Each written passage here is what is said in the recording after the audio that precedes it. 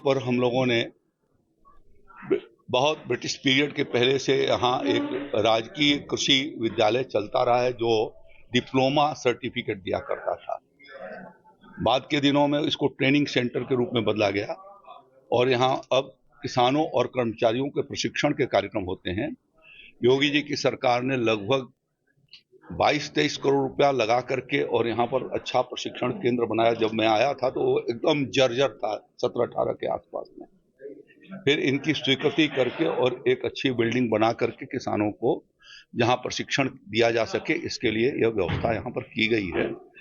और यहाँ पर इन सीटू फसल अवशेष जलाने के जो दुष्प्रभाव हैं उसको सतर्क किए जाने के लिए और फसल अवशेषों का खेती में उपयोग कैसे हो सके इसके लिए प्रशिक्षण का कार्यक्रम यहाँ पर चल रहा है।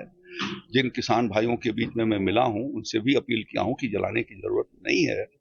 ये खेती के हमारा हर फसल का एक एक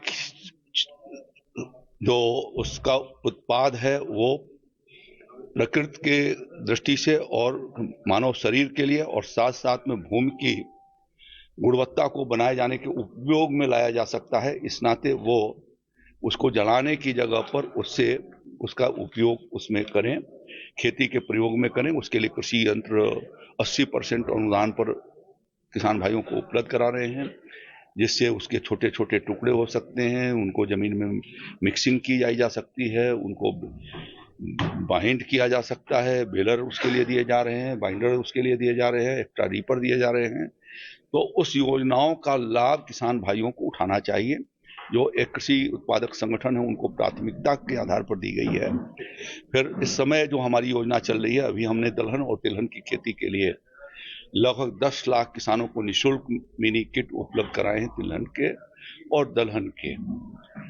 लगभग 7 लाख मिनी किट तिलहन के और 4 लाख के करीब मिनी किट जो है वो दलहन के, मसूर के, चना के, मटर के और इसके लिए सरसों और राई के उनको उपलब्ध कराए गए, जिससे राज्य के भीतर दलहन और तिलहन का उत्पादन बढ़े।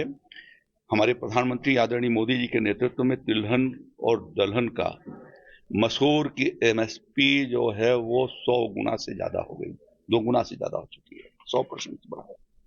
इसी तरीके से चना की एमएसपी जो है वो 70% से ऊपर है। सरसों की एमएसपी 95% से ऊपर है। यदि किसान उसकी खेती करता है तो उसको ज्यादा फायदा हो सकता है। इस नाते उनसे हमने अपील की है कि विविध प्रकार की खेती को भी करें और साथ साथ में प्रधानमंत्री फसल बीमा योजना का भी फायदा वो उठाएं, जिसका प्रीमियम रबी के सीजन में 1.5% और खरीफ के लिए 2% होती है। जो किसान के फसल नुकसान का, यदि दैवीय आपदा से किन्हीं कारणों से नुकसान होता है या प्राकृतिक आपदाओं की वजह से उनके फसल का पैदावार विगत वर्षों के औसत 5 साल से कम पैदा होती है तो सरकार उसके माध्यम से क्षतिपूर्ति देती है, उसका लाभ वो उठा सके। इसके लिए मैंने उनसे अपील की है जो यहाँ पर प्रशिक्षण के लिए। मंत्री जी, आपने कहा कि अनुदान पर हम यंत्र उपलब्ध करा रहे हैं, लेकिन एक यंत्र की आपने अभी भाषण में भी आपने कहा कि बेलर उसकी जांच कराई गई है, आज तक नहीं हो पाई है। नहीं हुई है।